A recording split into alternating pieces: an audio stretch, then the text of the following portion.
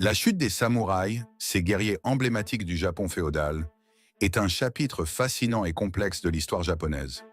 Ce déclin, souvent romantisé dans la culture populaire, ne s'est pas produit en un seul événement soudain, mais plutôt au cours d'une longue période de transition qui a transformé le Japon d'un État féodal isolé en une nation moderne sur la scène mondiale. Les samouraïs, qui avaient longtemps été la classe dirigeante militaire du Japon, ont vu leur statut et leur mode de vie progressivement érodés par une série de réformes politiques, sociales et économiques.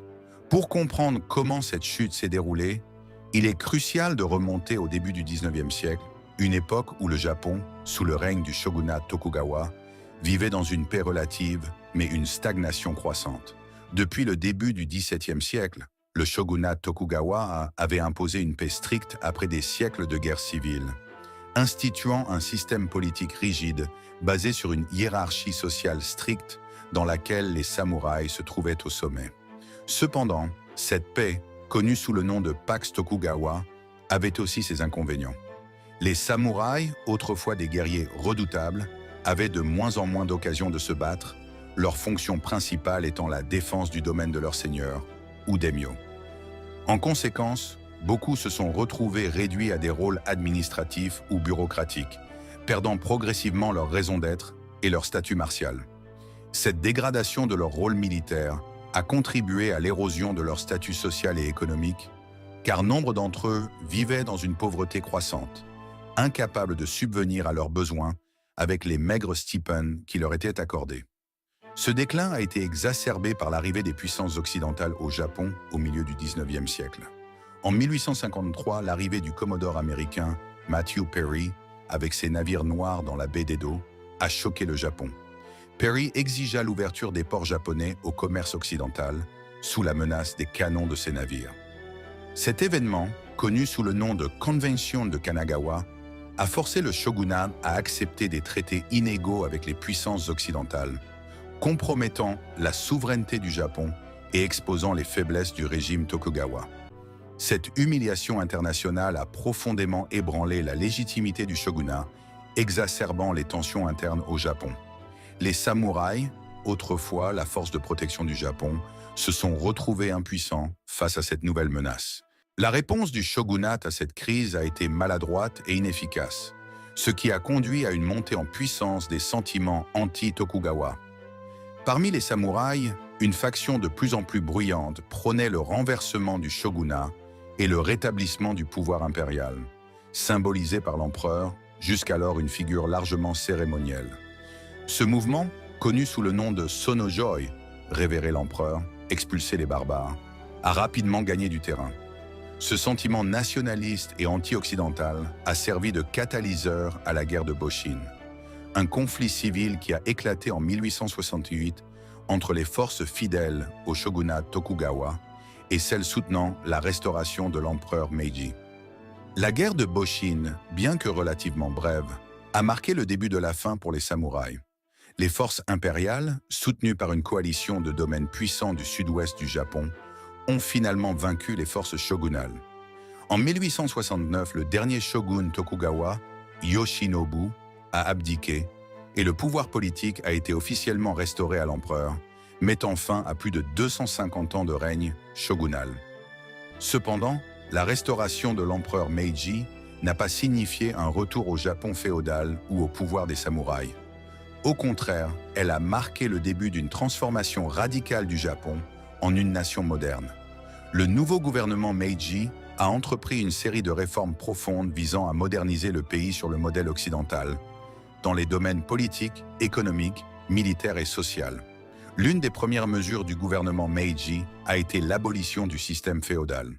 En 1871, les domaines féodaux, shan, ont été abolis et les daimyo ont été forcés de retourner leurs terres à l'empereur. Cela a effectivement mis fin à l'autorité des seigneurs féodaux et, par extension, à celle des samouraïs qui leur étaient loyaux.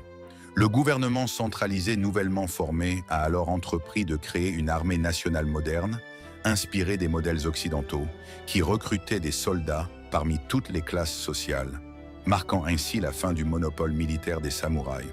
En 1873, la conscription obligatoire a été introduite, ce qui a achevé le processus de marginalisation des samouraïs en tant que classe militaire. Ils ont été invités à se joindre à la nouvelle armée en tant qu'officiers, mais beaucoup ont refusé, attachés à leur statut et à leur tradition. L'introduction de la conscription a également mis en lumière les difficultés économiques des samouraïs. Beaucoup avaient déjà du mal à s'adapter à la nouvelle économie monétaire qui remplaçait l'économie de riz de l'ère féodale. Leurs salaires traditionnels, payés en riz, ont été convertis en obligations gouvernementales.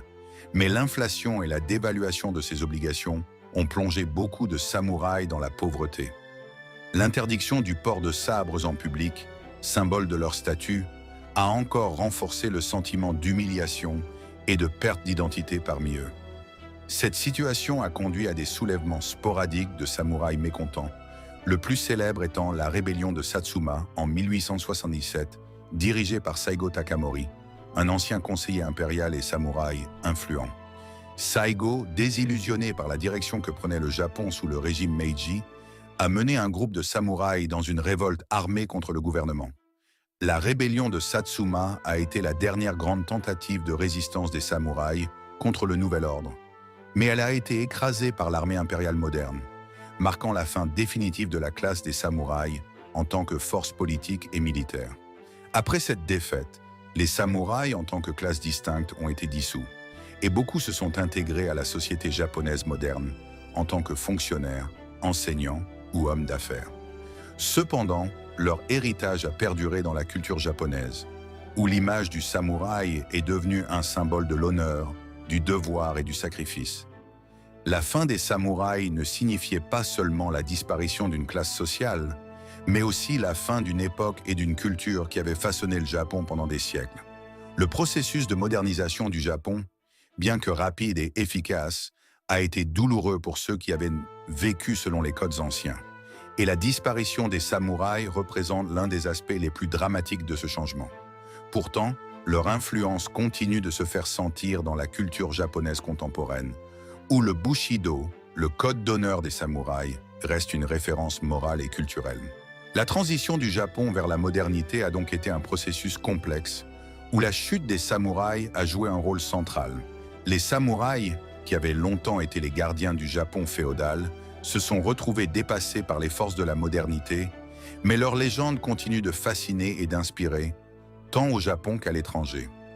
La chute des samouraïs est ainsi non seulement une histoire de déclin et de disparition, mais aussi de transformation et de renouveau, illustrant la capacité du Japon à se réinventer face aux défis du monde moderne.